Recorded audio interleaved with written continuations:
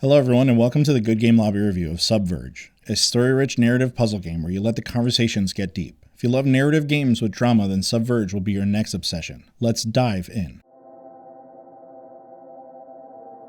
I want to shout out Pantaloon, the publisher who provided the key for Sub-Verge, developed by the studio Interactive Tragedy Limited. It's their first published game and I want to wish them luck on this journey into video game publishing. This is a great start to what I think will be a strong publishing studio. The itch.io page has 3 transmissions, essentially devlogs, with lots of insights about the studio's origins and development, which is what made me want to review the game in the first place. Okay, let's get into the story. The game begins with choosing between 2 unique groups, the rough and rugged below, or the classy and sophisticated surfacers. These 2 groups are completely different in their lifestyles, but united in their mission. You're then sent out into the ocean in a solo man ship. As you descend, the lights from the ship alert a renegade diver. They inform you that the lights must be turned off so that not to attract the Crake, a beast patrolling the waters and ready to kill anything it sees. They pull out the handle where the light emerges, grab on, and begin to push you back towards where you came from. As you do, you encounter a second diver who introduces the main premise and the mechanics of the game, which is a great place to transition into the gameplay. You can see that the ship has 8 handles, so more divers eventually join you on your journey. What makes the gameplay so interesting is the constant push and pull of deciding what should happen next. Divers share their reasoning with each decision you make, and they open up more about themselves or reveal recent horrific events. You'll need to figure out who should make the next move, understand their personal biases, or consider why someone may want to lead instead of follow. The order in which you choose who grabs onto the ship determines whether you go deeper into the waters or rise back up to the surface. The writing in Sub-Verge stands out, since it's a core of what you do during the short playthrough. Learning about the world, each character's unique take on it, and how they all connect make for surprising outcomes, and sometimes frustrating results.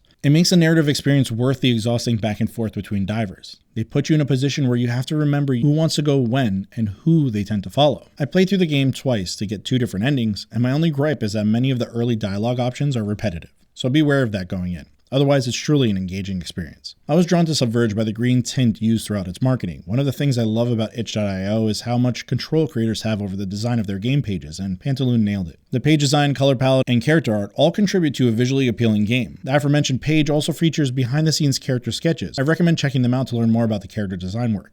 These portraits are the most detailed visuals and pop up when each character speaks. They look fantastic. The ship and its surroundings have a more simplified design, and with that same green palette carrying through the whole experience. It's a very nice and clean design. The soundtrack is ambient and fully immerses you in the underwater setting. There isn't a huge range of tracks, so I don't have a standout song to mention, but the audio does a great job supporting the dystopian sci-fi underwater atmosphere.